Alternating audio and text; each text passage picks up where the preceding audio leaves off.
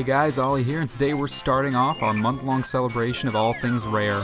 We'll be taking a look at many of the games in the catalog leading up to the release of Rare Replay on August 4th, so be sure to subscribe and look forward to more reviews over the next month. Today though, we're kicking off Rare Month right with a look at one of the studios, and indeed the industry's most iconic duos. Yes, that means Banjo-Kazooie. This is a game that's aged wonderfully and made even better by the 2008 Xbox 360 release. It's all here, from the fantastic score to the memorable levels and the 100 jiggies you'll have to collect in this classic platforming romp.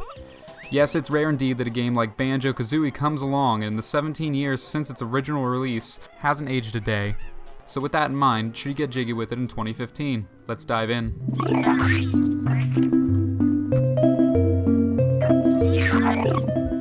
Like most platformers, Banjo-Kazooie is pretty bare bones when it comes to narrative. Your sister Tootie has been captured by the ugly witch Gruntilda in hopes of siphoning out her beauty and transferring it to herself. Cue sexy grunty game over screen.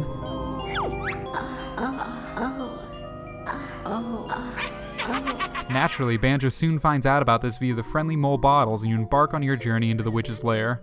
So, while the story remains borderline non-existent throughout, you do meet a colorful array of characters across the game's 9 worlds, such as Mumbo the Shaman, who transforms Banjo into different creatures, and Gruntilda's nicer sister, who loves to give you all the not-so-flattering details on the old hag, though she never shows up in the series again, for whatever reason. Thus, it's with plenty of witty dialogue and wacky creatures that the game keeps you entertained, so while it's not exactly Oscar-worthy, it has no need to be, and it's lighthearted and fun no matter the circumstance.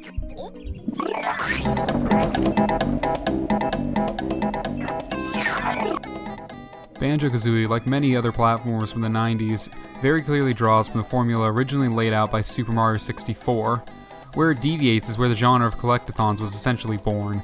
There are just so many objects to collect in the titular platformer: notes to open doors, jiggies to unlock levels, red and yellow feathers to let you fly and turn invisible respectively, tokens for Mumbo transformations, and the list goes on and on. It's not nearly as bad as some of Rare's other platformers, such as Donkey Kong 64, or even Banjo-Tooie to a degree. But to a first-timer, the sheer number of things to do can be a little overwhelming. The second key differentiator with Banjo-Kazooie versus Mario 64 was the addition of moves. Whereas the Mario games typically had a fixed set aside from power-ups, the dynamic duo operate more like Samus Aran and learn new skills that allow them to reach new areas, sometimes even in previously unexplored reaches of levels you've already been through. However, the scope of its backtracking is fairly limited in the original and thus fairly inconsequential. Ultimately, Banjo-Kazooie is still sharp and indeed fun as ever, though certain elements such as its problematic camera don't hold up as well as others. The game, with lots of fun objectives and worlds to explore, ultimately remains a relative high point for the genre.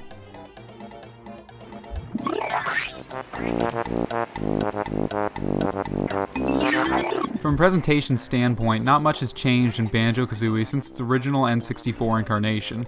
This is both a good and a bad thing. While composer Grant Kirkhope's original compositions are as jumpy and timeless as they've ever been, tracks like Rusty Bucket Bay and Click Clock Wood remaining some of my personal favorites, the visuals on the other hand are rather inconsistent in the Xbox 360 port.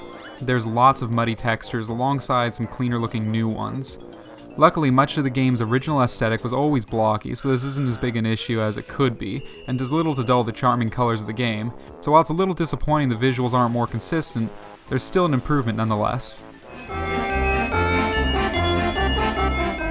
While the 360 version of Banjo-Kazooie isn't the HD remake some might be dreaming of, it's still the best possible way to experience this classic platformer. With all its fun mechanics and rock-solid controls, it's still one of Rare's best. So while the visuals leave something to be desired, the original Banjo-Kazooie can still hang alongside the best of them, and remains a cornerstone of the genre I can wholeheartedly recommend. A 4.5 out of 5.